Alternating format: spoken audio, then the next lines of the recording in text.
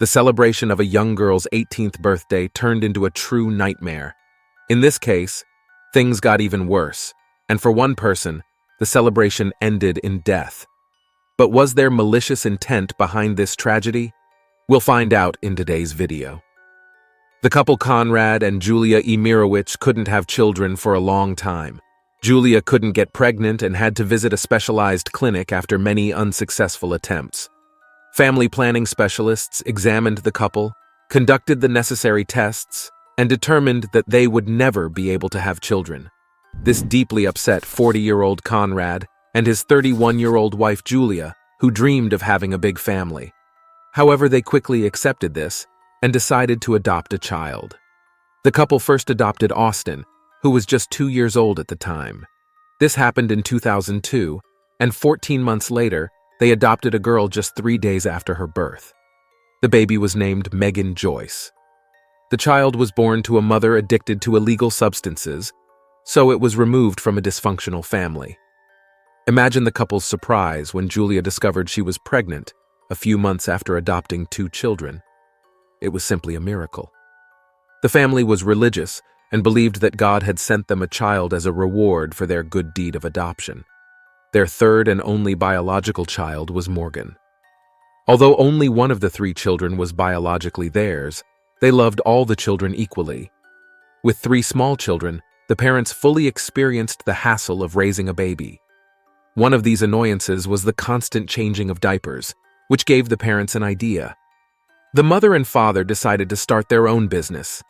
They realized how expensive disposable hygiene products for babies were. The couple invented soft cloth diapers called KIAM, an acronym made from the initials of all the family members' names. The material was highly absorbent. Julia started making them at home while her husband marketed the product. Their diapers sold well. Additionally, Konrad worked in information technology at a local IT company. 3 years later, Julia became pregnant again. It was a girl named N. As practice showed, the doctors had been wrong in their diagnosis, and the couple could indeed have children. Julia decided to help women like her, those with conception problems and those with many children. To this end, she founded a non-profit organization called Journey Through Motherhood and High-Risk Pregnancy, which was also used to promote their products. In general, the family was ambitious and actively built their lives. At this time, they lived in Groveland Township, Michigan, USA, a quiet and cozy village away from the hustle and bustle of the big city. They were an exemplary couple until Konrad started drinking alcohol. This caused discord in the family, and the spouses began to argue. This led Julia to file for divorce in 2011. After the separation, the couple initially shared custody of the children, but they mainly lived with their mother. When their eldest children, Austin and Megan, reached puberty, their parents asked them to decide with whom they wanted to live. Since the mother was quite strict and the father was more lenient with teenagers, allowing them to go to parties and bring friends over, and because his new home had more space, Austin and Megan decided to stay with him, believing they would have more freedom with their father. Everything was fine. The teenagers enjoyed their freedom as expected, and their father allowed them to do almost anything. As the children grew older, they got away with more. At the same time, their mother made it clear that she would gladly take them in if they wanted. While the older children enjoyed their freedom, their middle daughter Morgan missed Megan, with whom she was very close. They shared a room, and due to the small age difference, they shared their deepest secrets and went to school together. For Morgan, it was not easy to adapt to a new lifestyle without her beloved sister, but she managed and began spending more time with her younger sister N and helping her mother. Megan was a true daddy's girl and got almost everything she wanted. This was probably due to the alcoholism her father struggled with during his marriage. Now drinking less and wanting to make up for lost time, he dedicated himself much more to the children and was always kind to them. However, Konrad never overcame his alcoholism. Over time, the situation worsened as he drank more and neglected housework, including cleaning and minor repairs. As a result, the house and yard gradually became more and more unsightly. The father's house transformed from a comfortable living place to a completely unsuitable environment for children. Due to the neglected condition of the living quarters, Morgan and Anne, who lived with their mother, completely stopped visiting their father. They were ashamed to talk about Conrad, let alone bring friends over to visit. Against this background, the oldest son Austin and his father began to argue more often. The teenager was unhappy with his father's behavior but could do nothing about it. He harbored resentment that grew into anger. The boy even resorted to physical violence to bring Conrad to his senses. But it still didn't help. One of these episodes occurred during Austin's birthday celebration. His father showed up drunk and in a completely disheveled state, with only half of his beard shaved. Austin was ashamed of him. Another time, his father also came drunk to his son's graduation. He spoke unclearly, and his son was ashamed of him that evening, even noting that his father smelled bad. Before Austin turned 18, he sought a job so he could move out. The young man saved some money and moved in with friends, allowing him to distance himself from the toxic environment. At the same time, he practically cut off contact with other family members, which puzzled many. Relatives speculated that this could be due to the strictness or upbringing by the mother during the divorce. It could also be that the boy was offended by his father, who turned his life into a constant nightmare. After that, Megan, who lived with her father, was forced to take on most of the household chores, such as washing, cooking, cleaning, and caring for the man to prevent him from doing anything harmful. This situation likely led to behavioral problems that friends and family eventually noticed. The girl developed a negative attitude towards her father, who threatened the teacher with a knife. She was expelled from school, and her father helped her transition to homeschooling. For unknown reasons, Megan didn't seek help from her mother and had no intention of moving in with her, despite constant offers from Julia. One day, Conrad was too drunk to drive, so Megan took his car without permission. She had an accident but was practically uninjured, avoiding legal issues. Meanwhile, Conrad's alcoholism worsened, but he continued working to support the family. Megan didn't like these hardships and just wanted to be a young schoolgirl and spend time with friends. Instead, she was burdened with all the household chores. The girl couldn't handle the flood of problems, and the house's chaos grew worse, exacerbated by 2 house cats that used the whole house as their toilet. One day, Megan's mother came to help with the cleaning. It took her about 10 hours to clean just one room. But when she entered the hallway, the smell of cat urine was so strong that she couldn't breathe. The woman begged her daughter to move in with her to ease her life and stop suffering with her alcoholic father. But Megan refused to listen. She continued to support her father, and by 2020, the situation was dire. Trash filled the yard and Conrad's house, and Megan was the only support for Conrad during this time. In 2021, due to prolonged alcohol abuse, Conrad developed health problems. He regularly lost consciousness and control of his bladder. Megan stayed close to her father, whom she considered her best friend without exaggeration. Many thought she didn't leave him because she feared he wouldn't survive long without her, which was likely true. Others believed Megan enjoyed the absolute freedom she had because there was no supervision. She could mostly do whatever she wanted. At the same time, her father never resorted to physical violence. He was a good guy. They could argue, but it always ended in simple verbal disputes. In the fall of 2021, Megan wanted to celebrate her 18th birthday. Her birthday was on September 29th, but she wanted to celebrate it on October 1st after school when all her friends could come to the party. They rented a hotel room for her, which her father promised to pay for, although he took a long time to agree. In the morning, Conrad was supposed to take his daughter to the hairdresser at 10:30 a.m. However, in the morning, she found him unconscious on the living room sofa. He didn't respond to any attempts to wake him and was dead drunk. Megan lost her temper and started screaming that he had let her down, to which her father responded with a shout before turning over and falling back asleep. Megan was so angry that she took several objects at hand and threw them at Conrad. She then called her friend and asked her to take her to a beauty salon. Megan also took a selfie with a tearful face and posted it on her social media to express her sadness over what had happened. When she left in the morning, Megan took her father's bank card, but it didn't work for payment.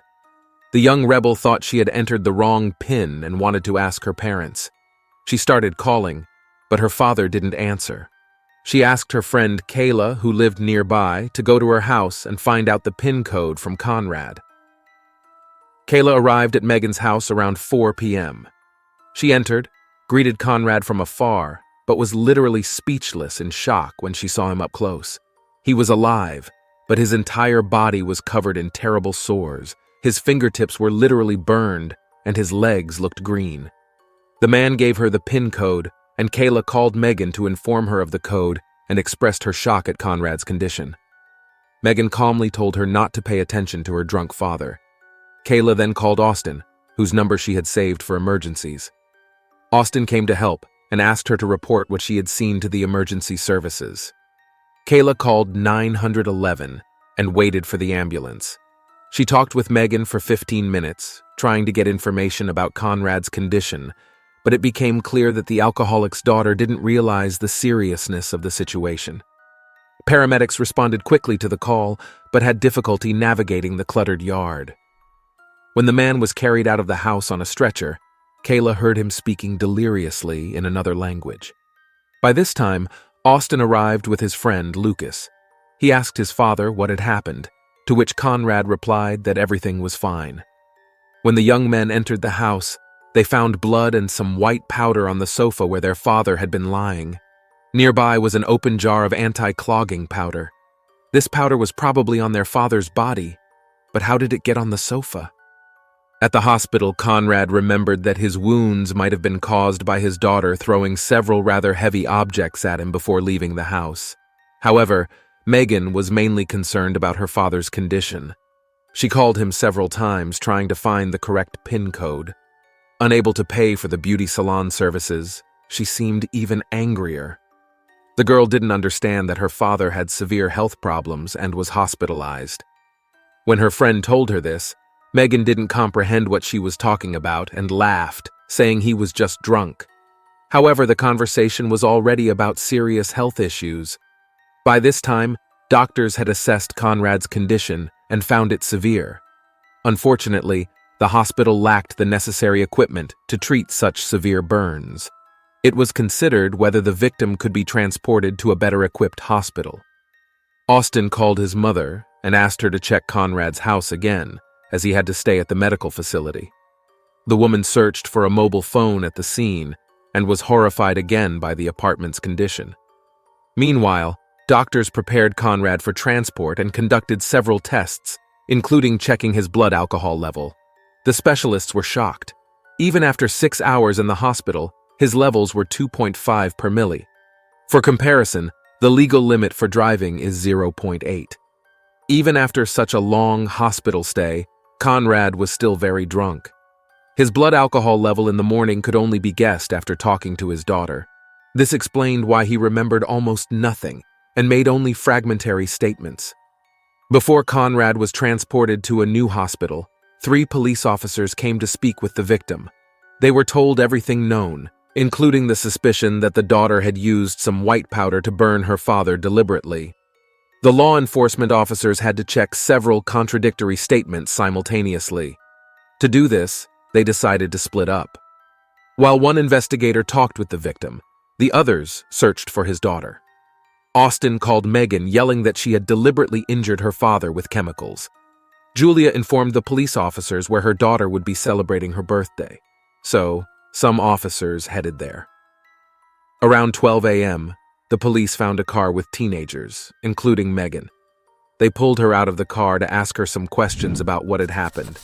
Initially, the police wanted to arrest the girl, but during questioning, she reluctantly admitted that she might have thrown household chemicals at her father. She vaguely remembered the morning and suspected she had thrown a bottle of water next, which could have caused a chemical reaction. The officers had to arrest her and take her to the station. Meanwhile, Conrad allowed the authorities to search his house. Here, the police found a jar of white powder, a highly alkaline product used to eliminate particularly strong clogs.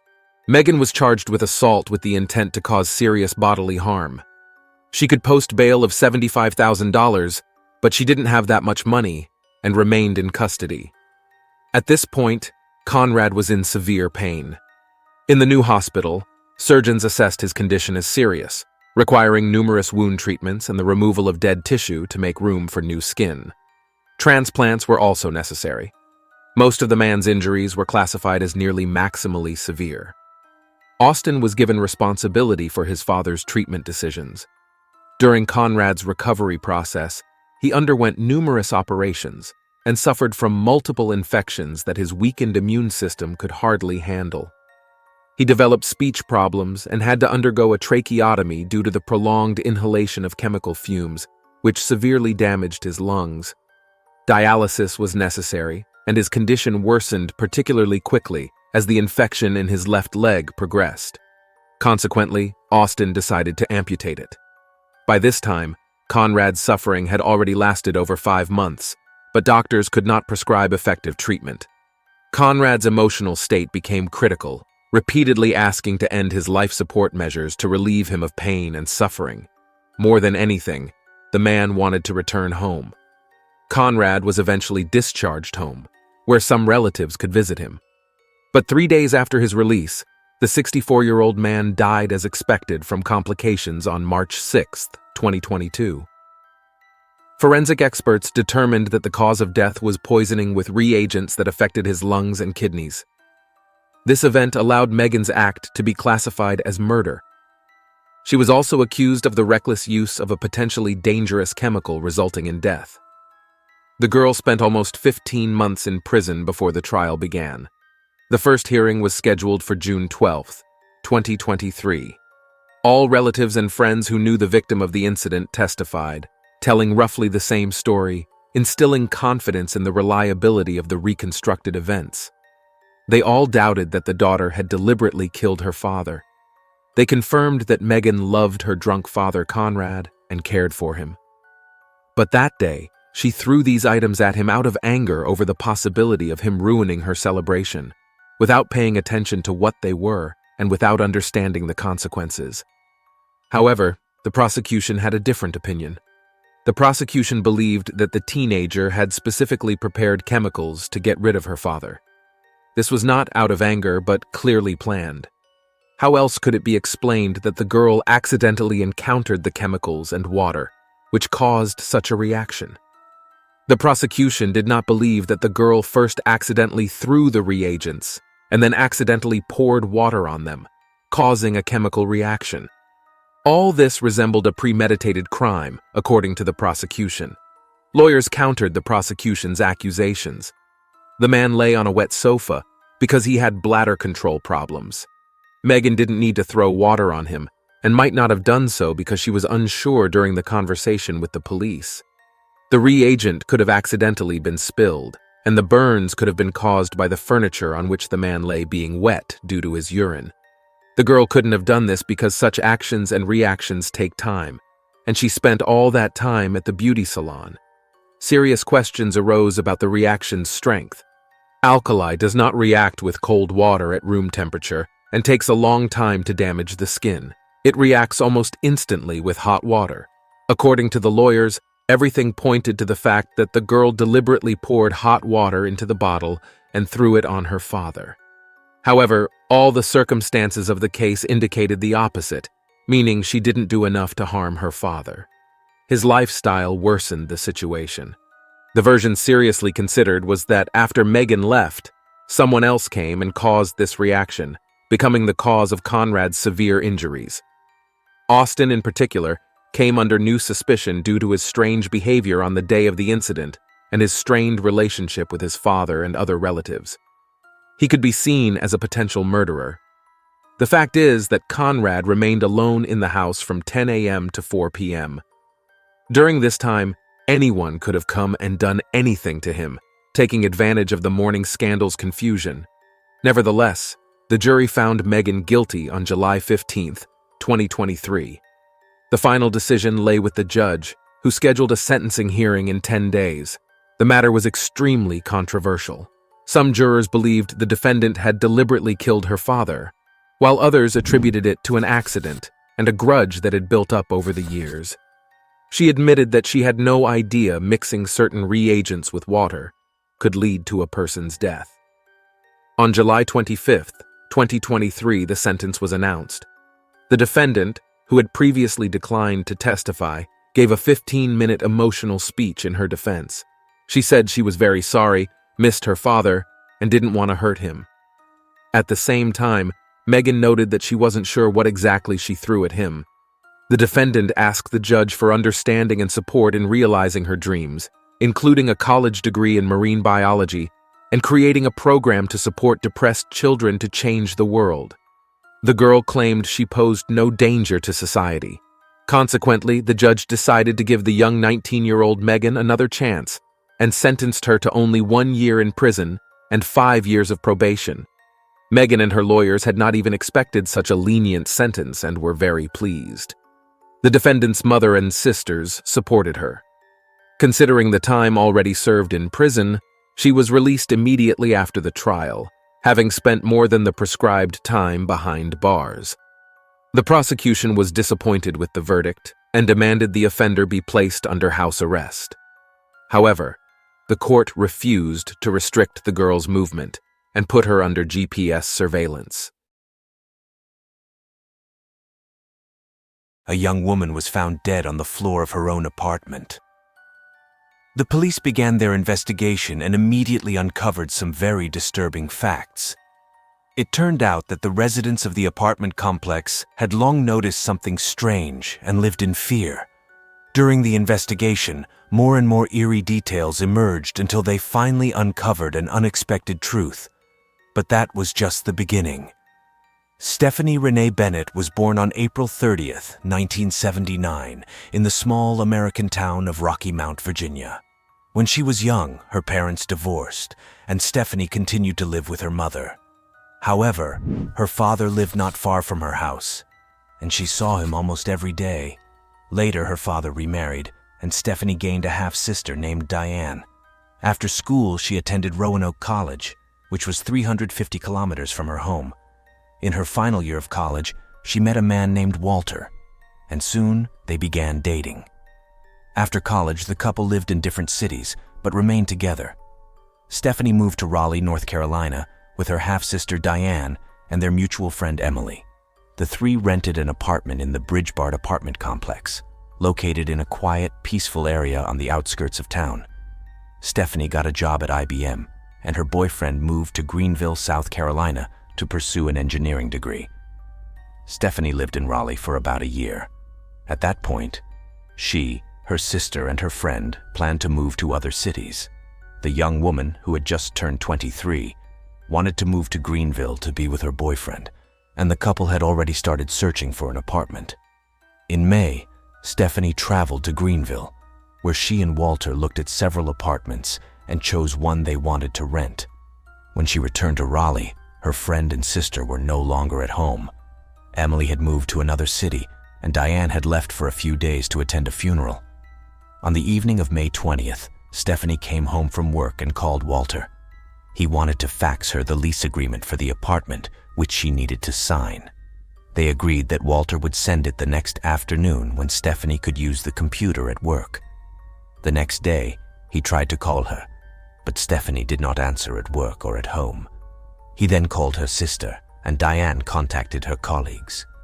It turned out that Stephanie had not shown up at the office that day, which was very unusual since she was always very responsible about her work. If she was sick, she would definitely inform her superiors. Moreover, if she were ill, she would be at home, but she did not answer the phone. Diane then asked her friend to go to the apartment to check if everything was okay. There was no answer to the knocking on the door, so Diane called the complex manager to open the door with a spare key. When the man entered the apartment, he was met with a gruesome sight. Stephanie was lying lifeless on the floor of the room, and the manager immediately called the police.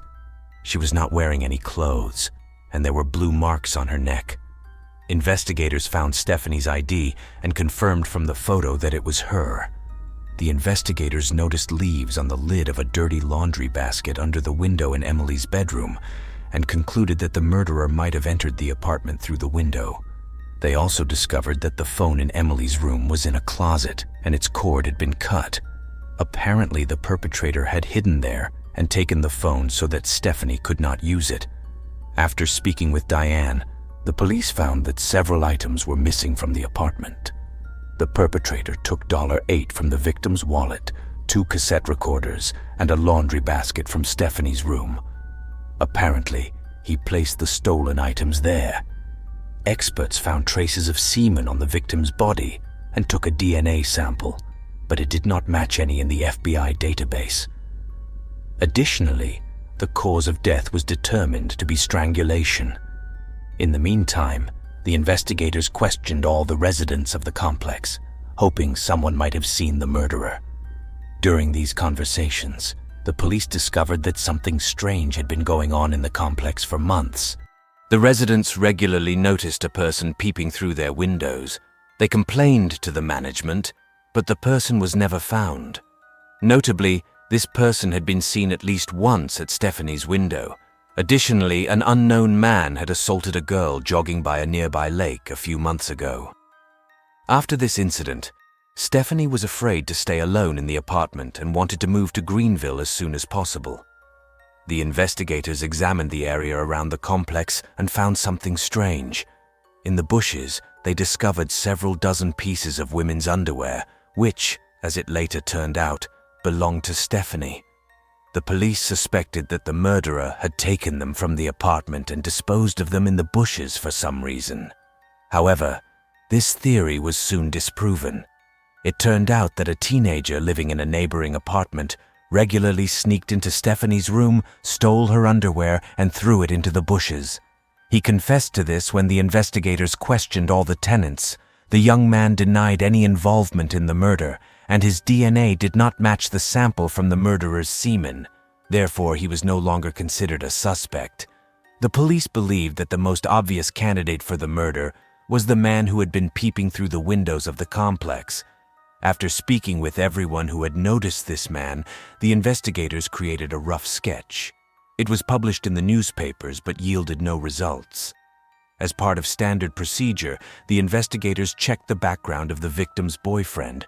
He voluntarily provided his DNA, which did not match the murderer's. Moreover, Walter was several hundred kilometers away from her home at the time of the murder and could not have been there. The police then turned to all the male residents of the complex and asked them to provide DNA samples. This also yielded no results, as none of the 283 samples matched. At this point, there were no serious leads left. The investigators organized surveillance of the complex, hoping to find the person who had been peeping on the residents. To their surprise, they soon succeeded. On June 3rd, the police spotted a man approaching several ground floor windows and peeping inside. When the man stopped at one of the windows and began to masturbate, the police immediately arrested him. It turned out to be Christopher Lee Campon, who had already been convicted several times and had stalked a woman 3 years earlier. The investigators thought they had finally caught the murderer, but they were disappointed. Christopher's DNA did not match the sample found on the victim's body. He was charged with peeping, but was no longer considered a suspect. Since then, the police continued to work on the case but had no solid leads. A year later, the lead investigator learned about a lab in Florida that could determine a person's ethnic background from their DNA. He had doubts about this technology, but did not want to miss the opportunity. He sent test samples from 4 of his colleagues of different ethnicities to the lab. The experts got it right 100%, and the investigator gave them the DNA of Stephanie's murderer. The lab determined that the owner of the DNA was white, but this information did not help the police much. In August 2003, the victim's father offered a $100,000 reward for any information leading to the capture of the murderer. Her mother wrote a letter published in local newspapers, asking the public to share any information that could help catch the suspect. This led to some new tips, but none were fruitful. In April 2004, the investigators, based on witness statements, decided to re-interview everyone on the property. They suspected that the man who had been arrested for peeping might not have been the only one walking around the complex and peeping into windows. Since they knew the identity of the first man and had photos of him, they wanted to speak again with the residents who had noticed the peeper. Unfortunately, none of them had ever seen his face. The man usually appeared at night and almost always wore a hood. However, some witnesses said they had seen him without a hood and noticed he had long hair. The investigators questioned dozens of people until they finally found a man who had seen the man directly outside Stephanie's window just before the murder. The police already had his statement, but this time he remembered something else. The witness said he saw the man a few days after the incident, walking with his dog near a wooded area behind the complex. The witness recognized him under a hooded sweatshirt, watched him for a while until he disappeared behind the trees with his Labrador. The witness probably forgot about the incident or thought it was unrelated to the murder, so the police never received this information during the first questioning. It was now clear that the man walked his dog in that area, meaning he likely lived nearby. The investigators stumbled upon an interesting fact. Behind the wooded area where the witness saw the man was another apartment complex. Since the man walked in that direction with his dog, he could very well live there. The police went there and asked the staff if any of the residents were men with a Labrador. They immediately named the 35-year-old man Drew Planton and added some interesting details. All the complex staff considered him a bit strange. He barely spoke to anyone, avoided eye contact, and was generally very unsociable. The man was very thin, had long hair, and always wore loose clothing. Many people had the impression he was trying to attract as little attention as possible, but in his case, it had the opposite effect. The police decided to learn more about this man and spoke with an older resident who, according to the officers, observed everything happening in the complex. They experienced a very unexpected turn when they told her they were investigating Stephanie Bennett's murder. The woman replied, "Haven't you arrested anyone yet? Everyone knows it was the guy with the big dog." The investigators were shocked, to say the least. They had spent 2 years trying to track this man down, and the residents of his apartment complex had suspected him from the start, but none of them had thought it necessary to inform the police of their suspicions. It turned out that Drew had moved out of the apartment complex and settled on the other side of the city. The investigators decided to speak with him and went to his new apartment, but no one answered the door when they knocked. They tried multiple times at different hours of the day, but never received a response. Either Drew was never home, or he deliberately did not answer the door. While searching for Drew, the police questioned his former neighbors at his previous residence. They managed to find several witnesses who reported disturbing facts. A woman who lived 1 floor above Drew saw him walking down the street with a young man a few days after Stephanie's murder. According to the witness, Drew asked the young man not to contact the police anymore and not to tell them anything. The investigators immediately concluded that this young man was the same teenager who had stolen underwear from the victim's apartment. Several women reported that they were very suspicious of Drew. They saw him jogging or walking in deserted areas and following them closely, almost stalking them. The investigators, who had never had the chance to speak with Drew, found out where he worked and went there. He was a chemist in a fertilizer lab. They managed to catch him at his workplace, and he immediately claimed that he knew nothing about Stephanie Bennett's murder. It was strange because Drew had lived only a kilometer away from her apartment complex at that time. The man clearly did not want to talk to the police and told them he was very busy at the moment. Drew offered to meet them at a specific time at his apartment where he would answer all their questions. The investigators met him at his apartment, and the man finally opened the door. During the conversation, he claimed that he never walked his dog near Stephanie's apartment complex, although the police had several witnesses who had seen him in that area multiple times. The investigators immediately realized he was lying. The man also claimed he did not wear glasses, although his driver's license stated that he needed them for driving, and several witnesses said that the man peeping into the windows wore glasses. As expected, Drew refused to provide his DNA voluntarily. The investigators decided to set up surveillance, hoping to obtain a sample in another way. This task proved challenging because Drew left no items that could be handed over to the lab. For example, during his lunch break, he would leave work, get into his car, and just sit there staring at a point. The man did not eat, leaving no items with his DNA. One day, they saw Drew throw an empty water bottle into a trash can. The investigators picked it up and took it to the lab, but the experts could not obtain a DNA sample from it. One theory was that Drew had taken the bottle from someone else and deliberately discarded it on the street because he knew he was being followed. The police then decided to collect his trash, but they were unsuccessful there as well. Several days passed without them seeing Drew take out the garbage even once. His neighbors also could not recall ever seeing him with a trash bag. Next, the investigators asked Drew's boss for help. The woman agreed to assist them in finding an item at his workplace that might contain his DNA. She observed him for several days, but could never obtain any of his items. Drew rarely threw anything away at work, and she could not find a single hair on his desk, which seemed odd considering the man had fairly long hair. One day, she saw him tie his hair back with a rubber band and then bend down to pick up all the hairs that had fallen to the floor.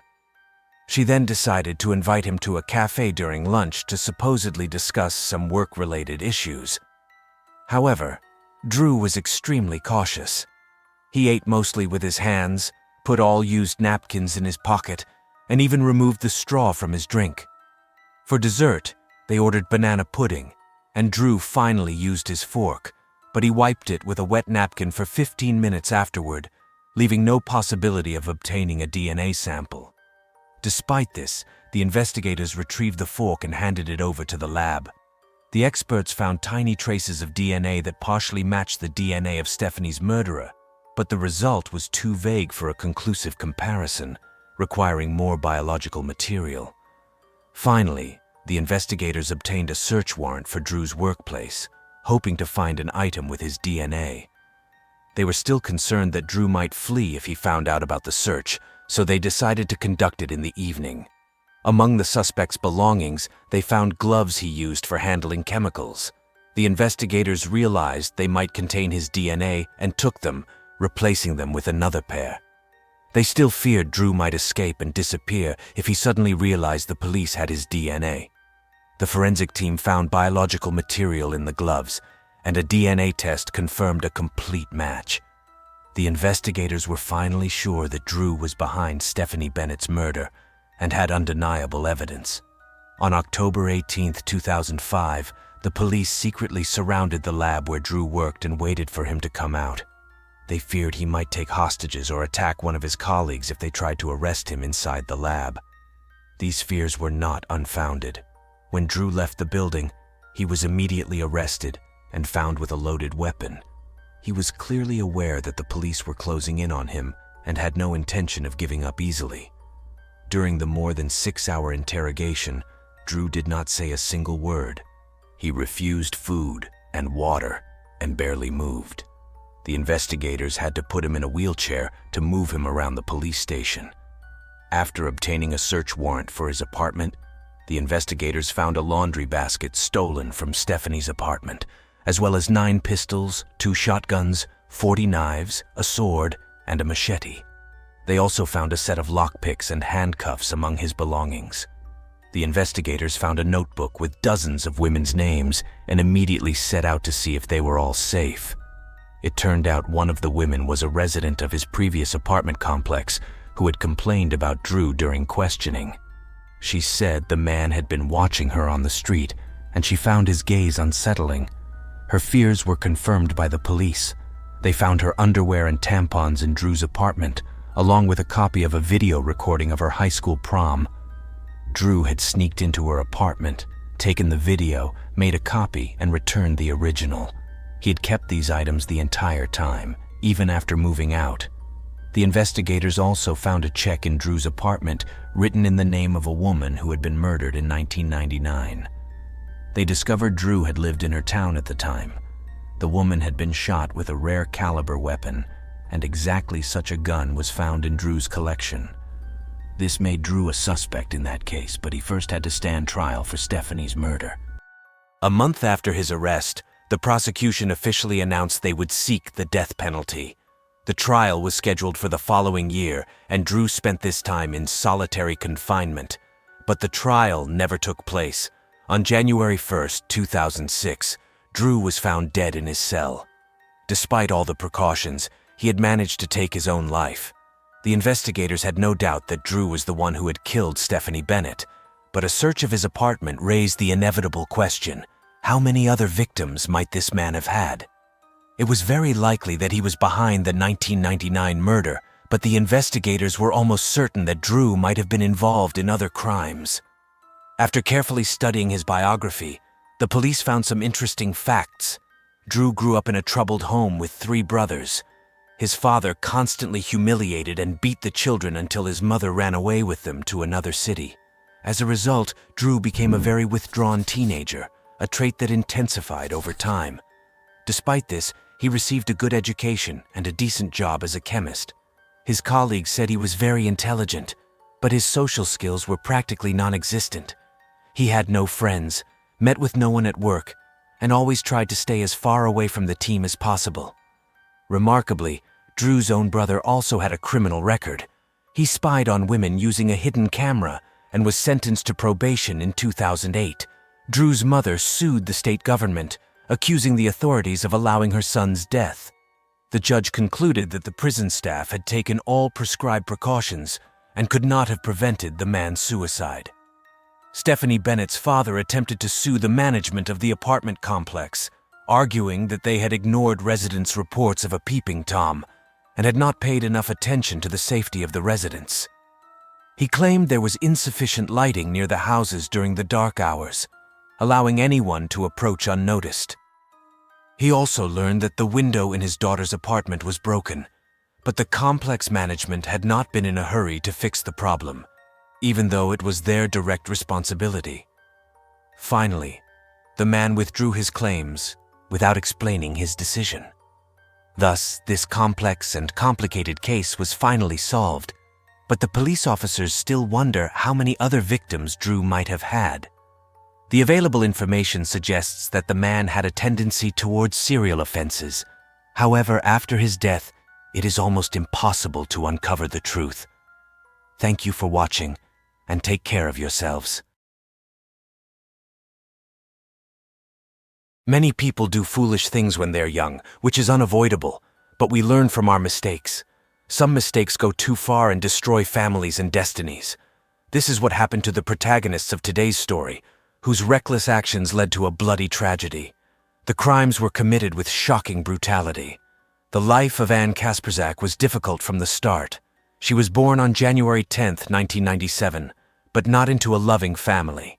Her parents were outcasts and suffered from severe addiction problems and mental illnesses, which made her environment unstable from the beginning. The girl grew up in a frankly hostile atmosphere and was taken away from her parents at an early age and placed in the care of a new family. But each time something went wrong, and her adoptive parents got rid of the child just like her biological parents did. Thus, by the age of 9, the child had been in 9 different families. Naturally, the girl felt unwanted and alone in the world. She could no longer rely on adults, and living in an orphanage discouraged her from trusting people in general. Nevertheless, the heroine of the story wanted to find a loving family that would not reject her like everyone else, but would accept her as their own. Ani simply dreamed of a father and a mother who would care for her and give her love. After being returned by the 9th family, she found herself in an orphanage, and during this time met Veronica Kasprzak. Veronica was a social worker in the state of Utah who worked to find suitable families for children who had been dealt a bad hand in life and could not find their place. Veronica was known as a very caring family and child welfare worker who treated everyone she helped with genuine love. The woman immediately noticed Ani and was touched by her story. The girl told her how she had been physically abused when she could barely stand. She lived in a dysfunctional and abusive family that left deep scars. Veronica cried as she listened to the child's story. She saw how unfair life had been for this little girl and the tragedy it entailed. Veronica and Annie developed a rather close and warm relationship. The social worker began to visit and support the girl. In January 2007, Veronica was 6 months pregnant. During this time, she told her husband a lot about the girl's story. Her husband, Dennis Kasprzak, also wanted children as much as his wife did. Eventually, they decided to adopt the heroine of the story and bring her into their family. Veronica and Dennis were decent, kind people and were able to carry out their plan without problems. So Annie moved to the Kasprzak family in a suburb of Salt Lake City, Utah. A few months later, Veronica gave birth to twin boys. By this time, all the bureaucratic hurdles of adoption had been overcome, and the little girl was welcomed into her new family. Although this was her 10th attempt to establish a family, Annie was delighted and truly hoped that life's problems were finally behind her. She believed she would now experience the love of a mother and father. Unfortunately, fate had a new challenge in store for her. Annie now had a home, wonderful parents, and even 2 younger brothers. She enjoyed looking after them and helping her foster mother. The little ones did not give the girl much free time. Annie got along well with them, felt like a caring big sister, and willingly took on this role. She tried to show them the world and teach them something new every day. The heroine of the story loved her new siblings dearly, and they reciprocated her love. Sometime after moving to her new family, the girl's first trip to the beach took place. It was a family vacation before Christmas. Veronica and Dennis organized a great holiday for their children. They spent most of the time unpacking gifts. But even during this time, there were disagreements in the family. Both were sure that the arrival of the children would strengthen their relationship and reveal new facets of their lives, but unfortunately, this was not the case. After a while, the couple divorced due to domestic disputes. This was a difficult time for Veronica and Annie, who had already experienced similar situations. She realized that this turn of events could once again deprive her of her family. Despite the divorce, Dennis maintained a warm relationship with his ex-wife and continued to participate in raising the children, including his adoptive daughter. Fortunately, the child's fear of returning to the orphanage was unfounded. At the same time, Veronica began to build a new relationship and remarried. Her new husband, James, proved to be as loving and caring as her previous one. He loved Annie right away and treated her like his own daughter. Despite the divorce, it seemed that the adoptive family only benefited from these changes. The heroine of the story gradually regained her trust in people and understood what parental warmth and love were. The couple moved with their children to a quiet small town in Utah called Riverton. It was a great place to shape their destiny. But this story did not have a happy ending. James often admitted that his adopted daughter had a kind of gift and could talk her way into anything because she regularly begged for gifts. However, the girl never crossed the boundaries of normal behavior. Once, she saw red shoes in the store that she liked so much that she begged her foster father to buy them, which he did not refuse. During this period, the 15-year-old Annie was in her first year of college. The heroine of the story was a good student and well-liked by all her teachers. She dreamed of becoming a pediatrician because of everything she had experienced in her childhood. The young Annie wanted to help other children. Veronica was the light at the end of the tunnel that gave her a new life. The adopted daughter dreamed of being like her mother and dedicating her life to helping others. She even wished for a caring mother like Veronica to adopt more children so Annie could teach and help them at home. Of course, these were childish fantasies, but they fully reflected the girl's kindness and the light she radiated in her short life. Annie was kind and cheerful. Veronica always saw her as someone who could achieve a lot. Annie was curious and interested in everything around her. She treated everything that happened with great love and wanted to absorb everything around her. Similarly, the student experienced her first love. These feelings flared up unexpectedly, and she gave herself to them completely. On the evening of March 10th, 2012, Annie stayed home to look after her younger brothers, while Veronica and James went out for a long-awaited romantic dinner they had planned for a long time. When the couple returned home, everything seemed normal. The only thing her mother noticed was that the girl had changed out of the shorts she always wore at home and was now wearing jeans. Veronica attributed this to the low temperature in the house and paid it no mind. She had a severe headache that she couldn't shake, so she took a shower while her adopted daughter went to her room to listen to music. When Veronica came out, she decided to check on Annie in her room, but she was not there. She couldn't find her anywhere in the house. The worried parents began looking for clues as to where the girl might have gone. James thoroughly searched her room and found a note under her pillow. In it, Annie wrote that she could no longer stay there and had decided to run away to California with her boyfriend. The student admitted she was pregnant and asked them to let her go, not to look for her, and not to report her missing to the police. This shocked the Kasprzak family, who couldn't believe something like this was actually happening to them, so they continued their investigation. As it turns out from the pages of her diary, the heroine of the story became sexually active a few months before these events. The closer the date of the escape approached, the more she felt that something was happening to her. She suffered from weakness, nausea, and dizziness. The schoolgirl regularly got sick for no apparent reason. Finally, Annie concluded that she was pregnant. She took a test, but to her surprise, it was negative. According to her diary entries, Annie was plagued by all of life's problems at that time, haunted by memories of being unwanted by anyone in the world. Naturally, this was a heavy burden. Annie carried this burden with her all the time, believing she was pregnant and dreaming of becoming a mother despite her young age.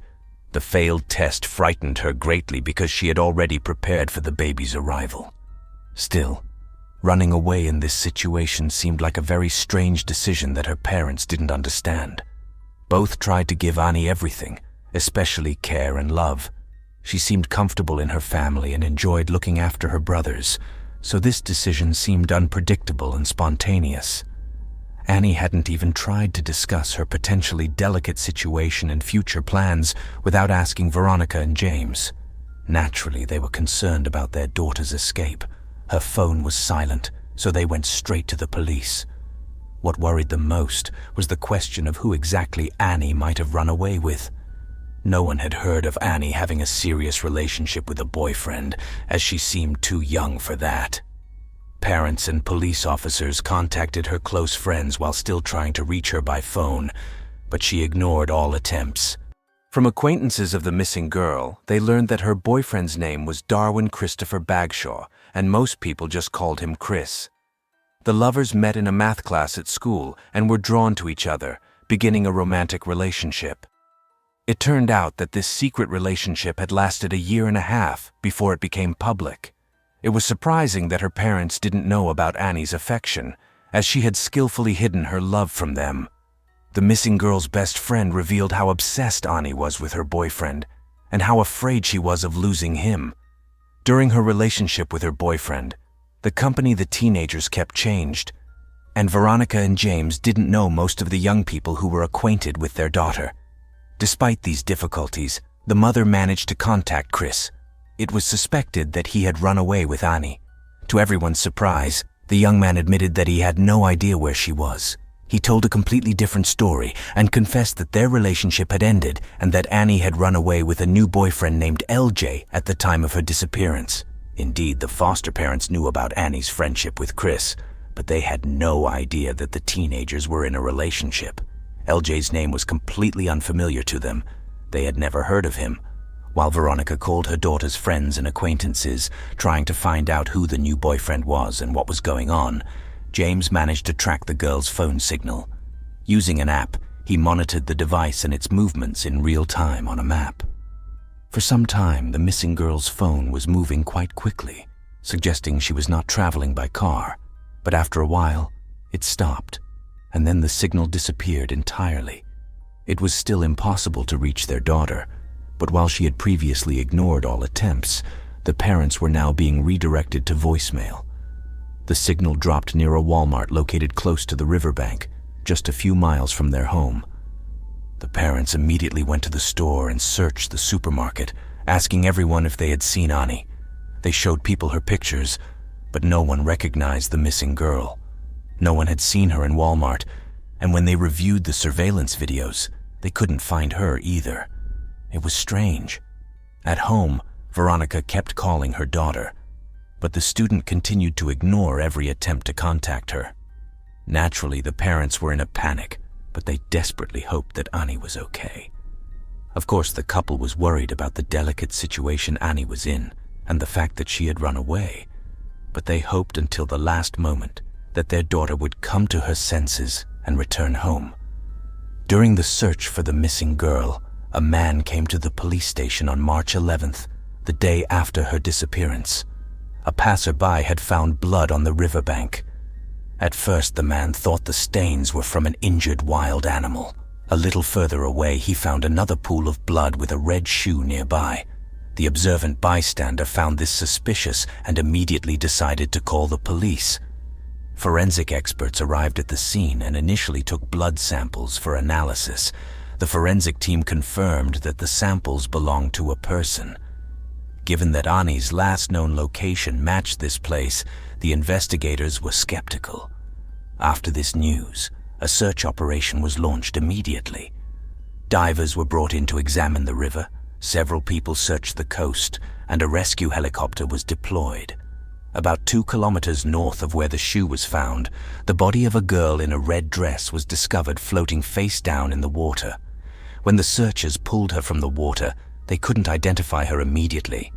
Her head, and especially her face, was so severely disfigured that identification without forensic examination was impossible. Most of the bones in her face were shattered, and her nose was almost entirely missing. Experts determined that the cause of death was multiple blows to the head with a blunt object. She died on the night she disappeared. It was immediately clear that the girl had met a violent death. After the body was found, the police announced through the media that they had discovered the body of an Asian girl with dark hair, early 20s. When Veronica and James saw this report on TV, they immediately recognized it was their daughter. They knew the description didn't match Ani, but James recognized the red shoes he had given his daughter shortly before her disappearance. Veronica, on the other hand, knew that the deceased girl had a red dress matching the description, which could not be found in the house. Naturally, the family hoped it was just a coincidence and that the police had found another victim, but they had a bad feeling. It took some time for the body to be identified, and it was found that the victim had braces and had had her gallbladder removed. All of this matched Ani Kasprzak exactly. Using dental records and DNA analysis, experts finally confirmed that the missing 15-year-old student was indeed lying before them. The parents' hopes for Ani's safe return were thus shattered. The investigators then arrived at the home of the murdered girl's family and searched the victim's room, looking for clues that might point to the perpetrator. There, the police found precisely this diary. In it, the victim wrote about her relationship with Chris, which had ended and then resumed. On her 15th birthday, she wrote that she wanted a baby. The student desperately wanted to be a young mother to give her baby what had been denied to her throughout her own childhood. On March 1, 2012, she wrote that she was finally pregnant with Chris's child. Ani later regretted that the pregnancy test came back negative, which she attributed to having taken contraceptives. An autopsy confirmed that the heroine of the story was never pregnant. Later diary entries confirmed that she had been mistaken and only wanted to believe in her dream. This way, she hoped to keep her boyfriend by her side. Ani was determined to build a real family with him. Veronica and James told the police officers about their conversation with Chris. Earlier, the teenager had reported that Ani had run away with her new boyfriend named LJ, but they had never been able to find the boyfriend or anyone who knew of his existence. On March 14th, the investigators met with 14-year-old Chris. While he was communicating with the police, his father Spencer was present the entire time. The young man knew about the rumors of Ani's pregnancy, but claimed that he couldn't be the father of the child. According to him, the student had been impregnated by LJ, who was 17 years old at the time. Chris didn't know him personally, but described the man based on rumors. He was allegedly referred to as a bad guy and was notorious, but the student couldn't provide any more information to the police. Naturally, Chris was asked where he was at the time of Ani's disappearance. The boy had an alibi and claimed he was at his grandmother Wilma's house. He had gone to his friend's house once that evening, but had not found him at home, so he quickly returned. The friend's grandmother confirmed his statement. Additionally, the teenager agreed to DNA tests and handed over the clothes and shoes he wore on the night of the murder. When Chris handed over his sneakers to the police, he said there might be some of Ani's blood on the soles because she had a nosebleed during one of their last meetings, which got on his shoes. The father was present and confirmed his son's statements. Thus, the former boyfriend of the deceased had a confirmed alibi and was not a suspect. His father, Spencer, was asked to find out details about his son's relationship with the victim, since the investigators were primarily interested in LJ, but the man had never heard of him. The only thing he remembered was a message he had received on social networks in November. It was sent from Ani's account, but signed with LJ's name. It looked strange, so Spencer dismissed it as a mistake. Later, Chris's father recalled that there were indeed nasty rumors about the mysterious boyfriend of the girl, suggesting he was in a gang or might even have killed a man. On March 15th, Chris's father contacted the police again, saying that the mysterious LJ had come to his son and threatened to kill him. Chris told him about it when his father returned from work, so he immediately decided to report it to the police. The riddle of the new boyfriend's identity could be solved by Annie's diary. One of the entries contained a poem by a certain Leon Ginton, perhaps the same LJ. However, Leon's connection to Annie was not confirmed, and the mysterious villain could not be found. The police then held a press conference where they informed the public about the information they had at that time. The authorities urged anyone familiar with the situation to provide useful information that could help catch the perpetrator. But this didn't advance the investigation until a witness named Joanna Franklin came forward. She had been arrested for fraud and claimed to know LJ. The girl gave a rough initial description of him. A young man, 19 years old, of Hispanic descent, and of small stature. Joanna claimed she knew more details about the crime, but was only willing to divulge them if the police dropped the charges against her. As the police officers had no other choice, they agreed to these terms. She testified that Ani had come to Daniel Ferry's house with LJ on the night of the murder. Daniel had an extensive criminal background and was selling illegal substances at that time. Joanna was also present that evening. She saw LJ and his girlfriend go to the bathroom where they had sex. After that, the couple returned to the others. Daniel then approached her and offered to have sex with him now. The girl thought it was a joke, laughed, and declined. Daniel then grabbed her by the head and slammed her so hard against the wall that blood splattered on the wallpaper. She fell to the carpet, blood flowing from her shattered nose, mouth, and ears. Daniel didn't stop there but kicked her several times in the torso, threatening her that he wasn't joking. The girl lay unconscious. Joanna went to the beaten girl and checked her pulse. According to the witness, the victim of the assault was still alive at this point, but the witness did nothing. She was just too scared to intervene. Joanna saw Ani still unconscious on the floor. Her face was very pale, but the victim was still breathing. The other teenagers at the party thought she was dead and showed no interest. LJ returned to the room and saw the bloody scene. Daniel explained to him that he had taught Ani a lesson for making fun of him. LJ reacted calmly to his friend's actions, and they began discussing what to do with the girl's body. Joanna watched as the victim was wrapped in a large towel, loaded into a car, and driven away. A few hours later, the teenagers returned without Ani. When asked, the boys said they had decided to go swimming near the canyon and that the girl had regained consciousness on the way there, but started an argument and ran away by the river. Joanna and the others present realized this was a lie and that the two boys had simply disposed of the body. The police asked Joanna what the victim had been wearing. The girl replied that she wore a lot of red, at least shoes and a dress, which matched the description of how she was found. The investigators decided to verify her statement and went to the dealer Daniel Ferry's house. He denied any involvement in the crime, denied harassing or hitting Ani. The investigators obtained a search warrant for the house, as the injuries would have inevitably left blood on the walls and carpet in the room. The wall Joanna mentioned was freshly painted, the carpet was missing, and the house generally appeared to have undergone a spontaneous renovation, which the police found suspicious. Upon closer inspection, the forensic technicians found spots on the floor that looked like stains. The more the forensic technicians examined the house, the more convinced they were that Joanna was telling the truth. It was decided to arrest Daniel and bring him in for questioning. The witnesses' statements were confirmed. He was indeed a gang member with a long criminal history dealing with drugs. During the interrogation, the suspect was accompanied by his lawyer. He denied knowing LJ and Ani. Even when shown a photo of the girl, Daniel claimed not to know her name and insisted he didn't kill the student. Although he was indeed a gang member who consumed and sold drugs, despite the convincing words of the young criminal, the investigators still suspected his involvement in Ani's massacre. Soon, the analysis of the suspicious stains from the detainee's apartment came back from the lab. Surprisingly, it turned out not to be blood. It was gravy. The suspicion remained, but nothing could be proven against the young man, so he had to be released.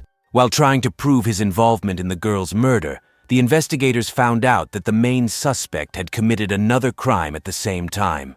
It was suspected that Daniel was involved in a robbery and kidnapping that had occurred in a neighboring town. This only increased the authorities' suspicions. It was decided to check the geolocation data of his cell phone. As it turned out, Daniel was in another town on March 10th when Annie was murdered. After months of searching for clues, the investigators couldn't connect the main suspect to the crime, so the young man was removed from the list of suspects. Eventually, he confessed to having kidnapped and beaten another man, which he and his friend did around the same time they allegedly killed the schoolgirl. They couldn't have been in two places at once, and thus had nothing to do with Annie's murder. The police turned to Joanna again. The girl confessed that she had made up the story. She wanted to get back at the young man because she knew he had kidnapped another man that night. That's why Joanna reported the man to the police to ensure he wouldn't escape justice.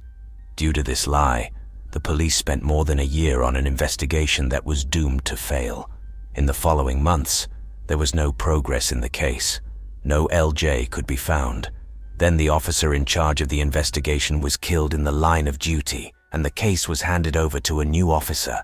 With the death of the officer, a large amount of information was also lost, causing the investigation to come to a standstill.